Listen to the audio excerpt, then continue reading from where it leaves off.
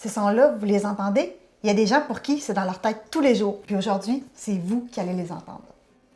Je m'appelle Valérie Jessica Laporte et j'ai 47 ans.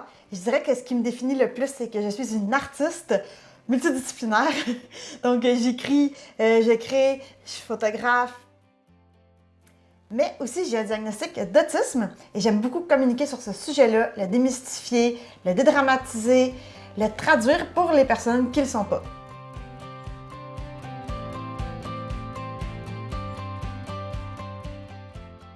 Être hypersensible, c'est pas être un super-héros des sens, c'est quand ton cerveau t'envoie trop d'informations en provenance de ce sens-là. C'est assez difficile à faire le ménage là-dedans. Les défis avec l'hypersensibilité, c'est souvent qu'on n'a pas le contrôle sur notre environnement. Donc, on va se retrouver dans des milieux qui nous attaquent, qui nous font du mal, mais auxquels on ne peut rien. Je décrirais ça comme si toi, quand tu travailles dans ton ordinateur, tu as le contrôle des boîtes qui s'ouvrent puis qui se ferment, des fenêtres que tu veux gérer, de tes logiciels. Mais imagine que 2-3 personnes ou 10 personnes prenaient le contrôle de ton ordinateur en même temps pour ouvrir un paquet d'affaires, de pop-up, de fenêtres, et que là, tu es là à essayer de gérer, de peser sur des X pour tout fermer. Et en attendant, tu essaies de gérer ton document qui est en dessous, mais tu le vois juste par petits bouts. Ça ressemble un petit peu à ça. Avant le diagnostic, j'étais vraiment beaucoup dans l'évitement, c'est-à-dire que moi, je voulais pas trop reconnaître que j'avais des difficultés, même si je le savais. Alors, je faisais juste éviter le plus possible les lieux à problème et les contextes à problème. Je pense qu'une situation qui serait vraiment facile à décrire au niveau des sens, où est-ce que c'est envahissant pour le bruit, ce serait l'épicerie. On va faire quelque chose. La prochaine fois que vous y allez, portez attention. Donc, on arrive dans l'espèce de sas entre les portes pour entrer et les premières portes. On entend une énorme ventilation.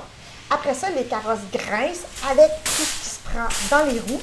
Et il y a des frottements, des paniers qui se font sortir de leur rangée de paniers. Et à gauche, souvent, il y a des gros réfrigérateurs qui, eux aussi, ont des moteurs et une ventilation. On entre, il y a une première barrière qui nous parle semi en anglais, semi en français. On entend le bip bip bip des caisses, les conversations aux caisses.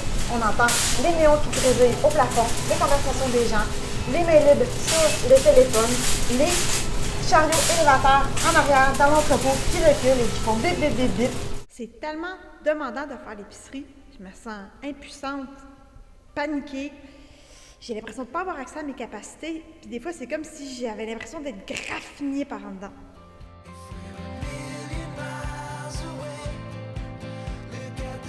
Quand j'ai compris comment mon cerveau fonctionnait, maintenant que je sais que je suis hypersensible avec certains sens, j'ai pu faire des recherches là-dessus sur Internet et je ne savais pas à quel point il existe des outils absolument merveilleux. Par exemple, pour les bruits, on peut avoir des coquilles complètement coupe-son où est-ce que là, tout fait comme... Le seul problème, c'est qu'on ne peut plus vraiment avoir d'interaction avec l'environnement. Sinon, dans des environnements qui n'ont pas trop de bruit, on peut avoir une annulation active du bruit avec des écouteurs puis de la musique. Mais encore là, on n'interagit pas avec l'environnement.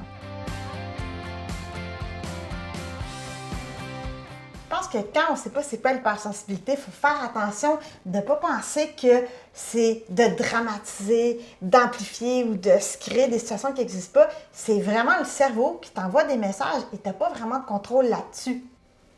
Ce que j'apprécie le plus de mon hypersensibilité, c'est quand c'est moi qui ai le contrôle et que je peux m'en servir soit pour créer ou pour savourer les œuvres des autres personnes et y être très sensible.